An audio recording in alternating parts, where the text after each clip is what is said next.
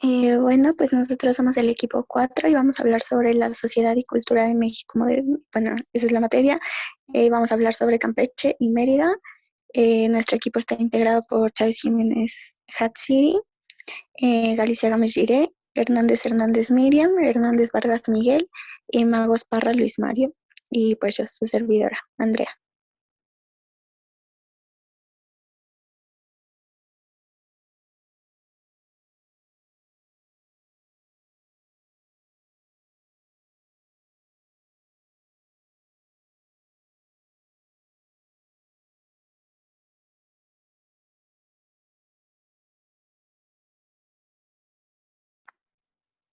Bueno, yo les voy a hablar sobre la historia de Mérida.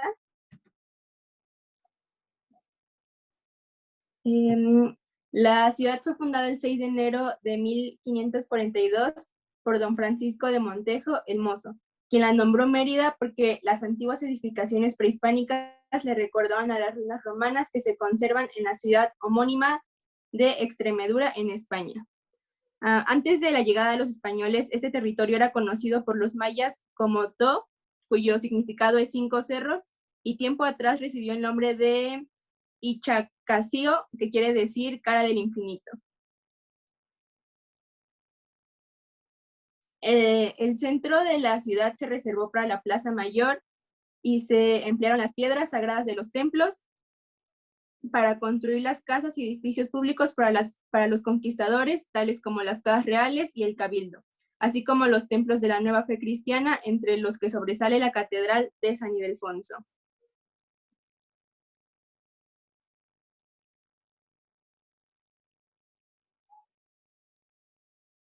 El 30 de abril de 1605, Felipe II, rey de España, otorgó a Mérida el título de muy noble o muy leal ciudad. En el siglo XVII llegó con cierta prosperidad económica y Mérida empieza a mostrar relativa madurez, que se refleja en la aparición de las primeras haciendas, la llegada de frailes oficiales, comerciantes, artesanos, etcétera, quienes se sumaron a los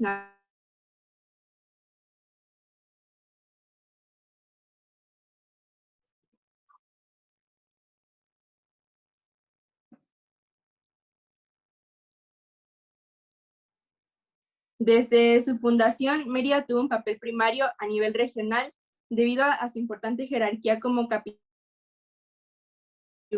y un vasto territorio durante los siglos XVI, XVII y XVIII. La capital monopolizó los servicios religiosos, administrativos, militares, etc. Los demás centros importantes como Campeche, Valladolid, Bacalar, Izamal, Champotón eran villas o pueblos con un papel subordinario al sistema instaurado por los españoles. Mérida, más de 100 vecinos o 100 habitantes, a muchos de los cuales al descubrir que los escasos recursos de la región no respondían a sus expectativas económicas, trataron de abandonar la ciudad en busca de riquezas en otros lugares. A la escasez de riquezas se sumaba la incomodidad, el clima extremadamente cálido, la carestía de los productos que llegaban a la provincia, la falta de costumbre a los alimentos, el cansancio por la guerra de conquista. Esto influyó que los numerosos vecinos decidieran abandonar la ciudad, y esto posteriormente alarmó a las autoridades y para evitar el despoblamiento de Mérida, se propuso Cabildo en diciembre de 1542 solicitar al teniente gobernador las veces que fuera necesario no otorgar licencias para que los conquistadores no pudieran abandonar la provincia de Mérida. Después de fundarse la ciudad de Mérida, fueron otorgados solares a las diferentes instituciones y a los conquistadores para la construcción de sus edificios, sedes y habitaciones, pero pasada la euforia por el éxito de la campaña que logró la pacificación de las regiones reacias a la conquista y después de la fundación de la capital de Yucatán, los españoles encontraron la necesidad de la población del nuevo asentamiento a fin de garantizar su permanencia. Y a finales del siglo XIX, el crecimiento, permítanme, a finales del siglo XIX, el crecimiento, desarrollo económico y el auge enequenero provocaron la construcción de imponentes haciendas y hermosas casonas que le dieron otra apariencia a la ciudad, que aún puede apreciarse en el tradicional Paseo de Montejo, uno de los atractivos de la zona. Así se fue construyendo la ciudad y sus trazos coloniales, con su infraestructura contemporánea. En Mérida se une lo antiguo y lo nuevo, el respeto a las costumbres y la apertura a la modernidad.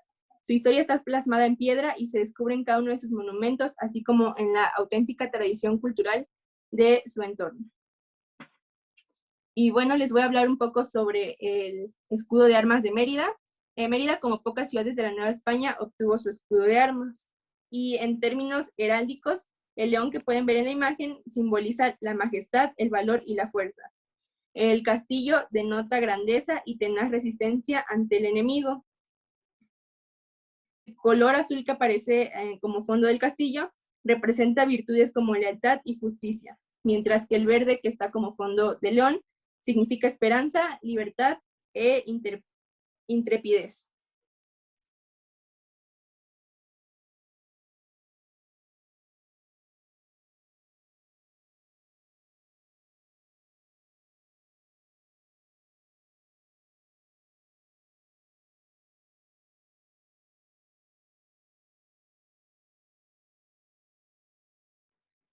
Profe, ¿puede aceptar a un compañero? Es que, Sí, ya tienen acceso. gracias. Ya, profe, gracias. Bueno, yo les voy a hablar de la arquitectura en Mérida. Mérida es una sociedad que en su historia se cuenta a través de sus calles, supuesto que fue fundada casi 500 años por Francisco de Montejo, también sobre los restos de la ciudad maya, conocido como To, que esto según cuenta que estaba ya deshabitada cuando los españoles llegaron a esta zona, la que sigue.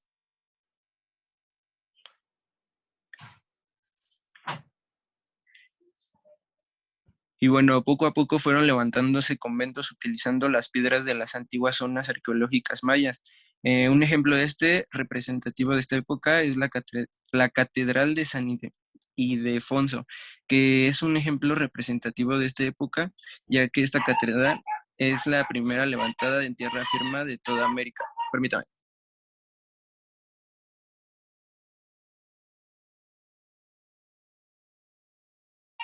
Y que es construida entre los años de 1562 y 1599. Este es un altar mayor y se encuentra en una obra de madera conocida como Cristo de la Unidad, considerada la imagen de madera más grande de bajo techo que existe en todo el mundo. Eh, ya después de algunos siglos, lo que fue durante el Porfiriato y a la par del esplendor de las haciendas enqueras, llegó a Yucatán las grandes casonas señoriales inspiradas en la arquitectura francesa e italiana, ubicadas en la avenida Paseo de Montejo, pues ya que ahí podemos encontrar varios ejemplos de estas casas llenas de lujos y fines detalles, pues en Yucatán ya era un ejemplo de progreso para el mundo, con avenidas, paseos, edificios, servicios de agua, luz y entre otras. También a un nivel ya comparable que en este entonces tenían los países desarrollados. Y por último, otro ejemplo es el Palacio de Cantón, que igual estaba ubicada sobre el Paso de Montejo. Este era un hermoso inmueble construido para el general Francisco Cantón Rosado, ya que era un gobernador de Yucatán y propietario en ese entonces de grandes haciendas ganaderas. Hoy actualmente esta mansión del siglo XX de estilo Beaux Art en la sede del Museo Regional de Antropología de Yucatán ya cuenta con fines acabados en yeso, mármol de diferentes tonos y columnas dóricas y jónicas que son una bella escalinata tallada en mármol blanco y además cuenta con jardines exteriores. La que sigue.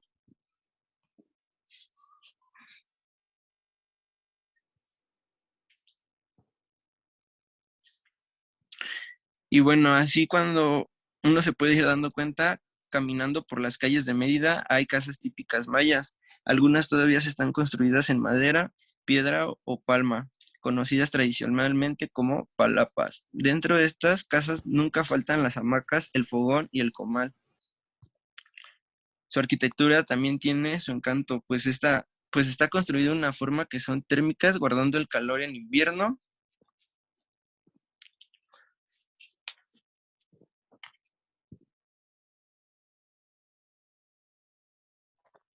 y además son frescas durante el verano, pues también cuentan con techos altos para que permitan una mayor circulación del aire. La que sigue.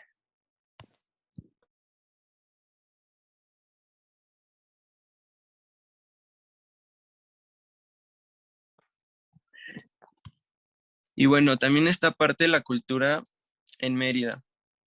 Conocer de sus tradiciones es que se van manteniendo a lo largo de la vida, tales como la lengua maya y las vestimentas, sobre todo los huipiles, que es una blusa o vestido adornado con motivos coloridos que suelen estar bordados. Esto es en el caso de las mujeres. También los mayas tradicionalmente son aquellos que habitaban en localidades fuera de Mérida, pues habían mantenido algunas ceremonias relacionadas con los momentos importantes de la vida, ya que son como el nacimiento, el matrimonio, la siembra y entre otros. La que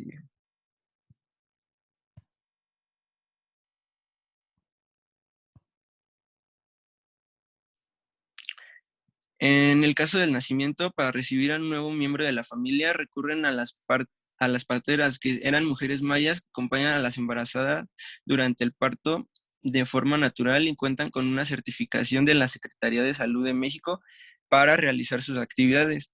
También suelen realizar la ceremonia de Jexmec para que el recién nacido pueda adquirir habilidades mediante la presentación de utensilios relacionados con oficios como un martillo, coa, un libro, una aguja, etcétera. Las bodas mayas también son tradicionales, ya que se caracterizan por realizarse por un chamán y bajo un ritmo de la unión con la naturaleza. Pero por otro lado, también para honrar a los dioses relacionados con los elementos naturales sagrados, tales como el fuego, agua, tierra y aire, se realizan rituales antes y después de la temporada de cosechas. Son fieles a la herencia milenaria del conocimiento de herbolaria y se atienden con tés naturales para curarse prácticamente de muchas enfermedades como un huesero que hace la función de un quiropráctico en caso de alguna caída, pero si los síntomas requieren un tratamiento especial, un chamán puede ser orientado desde su perspectiva más espiritual y simbólica. También varias de estas personas continúan dedicándose a las actividades agrícolas en sus propias parcelas, principalmente a la siembra de papaya y cítricos y a la apicultura, siguiendo la herencia artesanal, puesto que también se dedican a la elaboración de artesanías de madera y a realizar prendas típicas bordadas. En tanto, hay quienes trabajan como guías de servicios turísticos y hablan maya, español e incluso también el inglés. También hay hombres y mujeres mayas que han ido adaptando algunas costumbres recientes sobre las ciudades de Yucatán, pues estos ya no visten con ropa tradicional y se han incorporado a la tecnología y todas las modernidades para el hogar. Y pues claro, bueno, allá la familia sigue siendo el eje central de sus vidas, manteniendo los vínculos y la cercanía de elegir casa o construir. Y pues puede llegar a encontrarse en una misma calle viviendo toda la familia, ya sea abuelos, padres, hijos y hasta primos. La que sigue.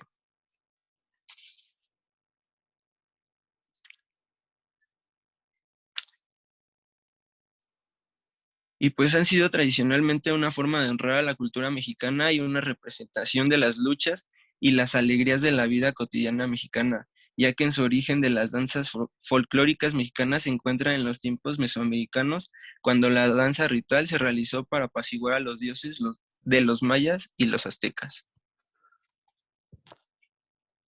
La que sigue.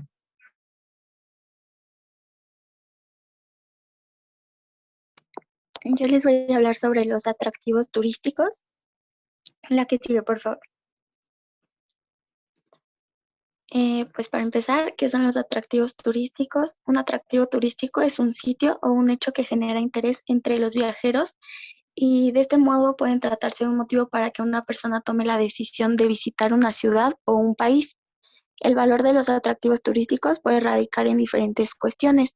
En algunos casos se trata de espacios de importancia histórica y en otros la atracción surge por la belleza natural, más allá de lugares concretos, físicos, y hay atractivos turísticos que son más bien simbólicos, como la gastronomía o la oferta de eventos. La que sigue, por favor. Uno de los principales atractivos turísticos que tenemos en Mérida es el Paseo del Montejo.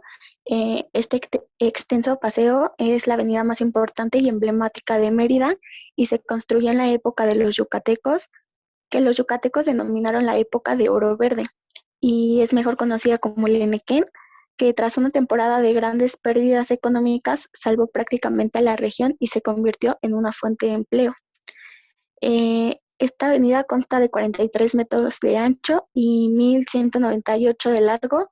Cuenta con varios monumentos, una escultura de Augusto Sierra, el obelisco en memoria de Felipe Carrillo Puente, el monumento a la patria en la glorieta al norte del paseo y la estatua de Francisco Montejo al lado de su hijo. La que sigue, por favor.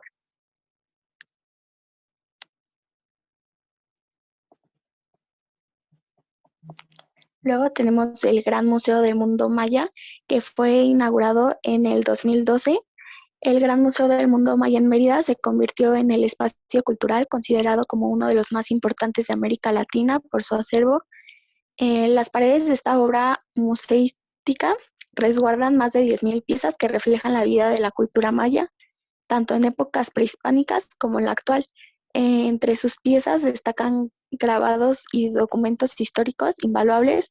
Muchos de ellos datan de la época prehispánica y se han conservado gracias a la intervención de expertos en arqueología. Y bueno, en este ofrecen auténticas ofrendas de cerámica, así como joyas realizadas con concha, oro y jade. La que sí, por favor.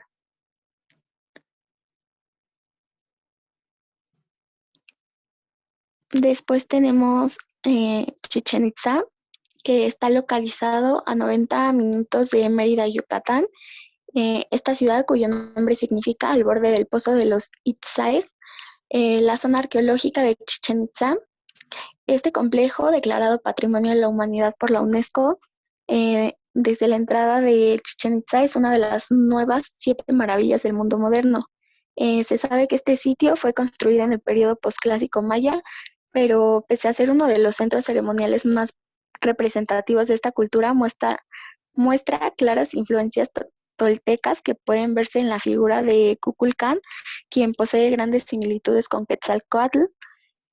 Ambas deidades son representadas por serpientes emplumadas y mientras el dios tolteca simboliza la vida y el fin de la misma, el dios maya desciende a la tierra durante cada equinoccio, lo que puede entenderse como volver desde el más allá. La que sí, por favor.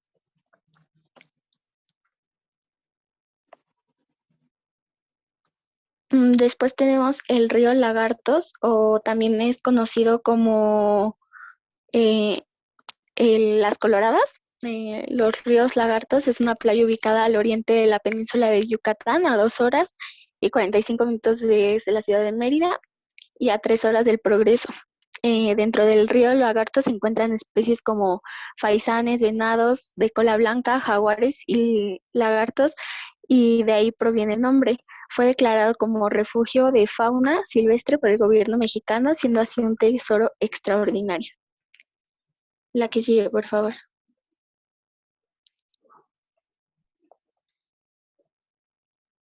Ahora les hablaré de las tradiciones. La que sigue.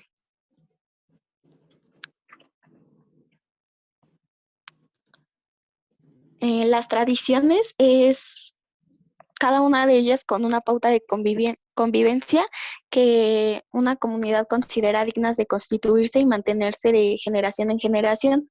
Después de esto se sigue como una parte integral de sus usos y costumbres y se mantienen para que sean aprendidas por las nuevas generaciones como parte indispensable del legado cultural. La que sigue.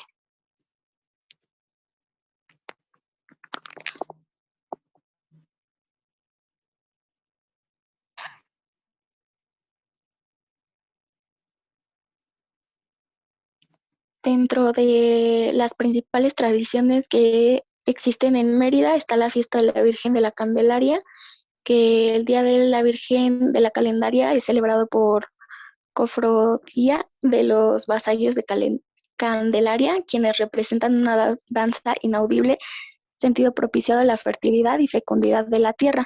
Por lo general, en estas celebraciones se aprovechan para promover la unidad comunitaria y familiar y honrar a María como la intercesora de Dios en el mundo.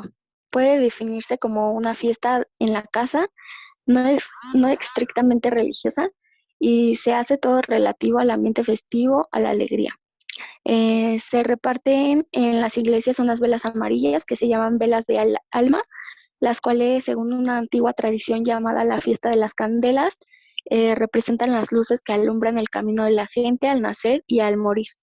Hay quienes las guardan en sus altares domésticos para usarlas en tormentas o crisis familiares que serán puestas en manos de la Virgen. La que sigue, por favor.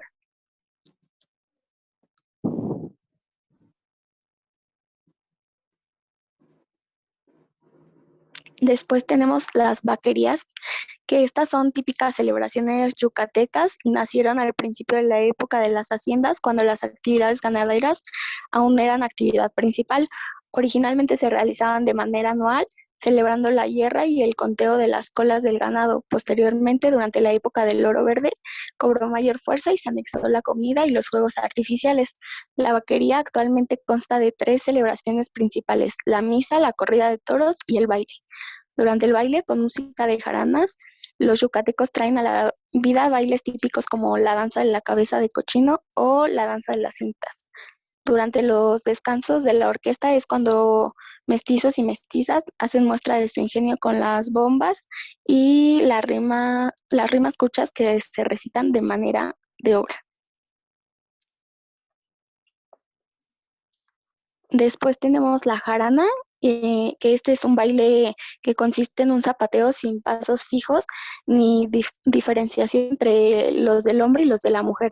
Predomina en él el baile de la jarana, la verticalidad de la postura en sus intérpretes, que en las partes balseadas realizan giros mientras levantan los brazos y efectúan tranquidos con los dedos, reminiscencia de las castañuelas españolas. Con esta sola excepción, el baile de la jarana se limita a las extremidades inferiores.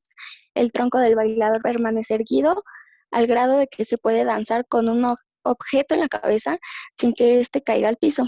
El baile de la jarana es por parejas y si en algunas ocasiones los hombres se alinean en fila delante de las mujeres, también en fila para iniciar el baile, cada pareja conserva su autonomía y su propio espacio.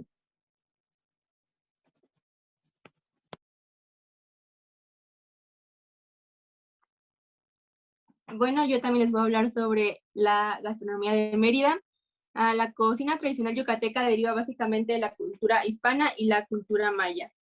Y los platillos más representativos son los huevos motuleños, que tiene como base una tortilla frita con frijoles refritos y encima un huevo estrellado, a lo que se le agrega una salsa preparada con tomate, jamón en cubos y chícharos. Y se acompaña también con plátano macho. Otros son los tamales colados, que la diferencia que tiene de los tamales que normalmente conocemos es que en la masa se pasa previamente por un colador. También está la cochinita pibil, que es carne de cerdo adobada en achote, envuelta en hoja de plátano y cocida dentro de un horno de tierra, usando una técnica prehispánica conocida como pib. Se acompaña con cebolla morada, naranja agria y chile habanero. También tenemos la sopa de lima, que es un caldo ligero de pavo o pollo aderezado con diversas especies como el orégano, el clavo y el comino. Y su ingrediente principal es la lima. También está el queso relleno, que es el queso de bola y se rellena a base de picadillo, de carne molida de cerdo, con pasas, almendras, aceitunas, alcaparras, pimiento y diversos condimentos mezclados en una salsa blanca. Y están también los papazules, que es un plato que consiste en tortillas de maíz rellenas de huevo cocido y bañados en una salsa verde de pepitas de calabaza y salsa de tomate en chile habanero. También está el agua de Lima, el pozole con coco, el balche, las marquesitas, que son el postre típico de Mérida, que consiste en un barquillo envuelto de queso de bola y se le pueden agregar ingredientes dulces y el dulce de papaya.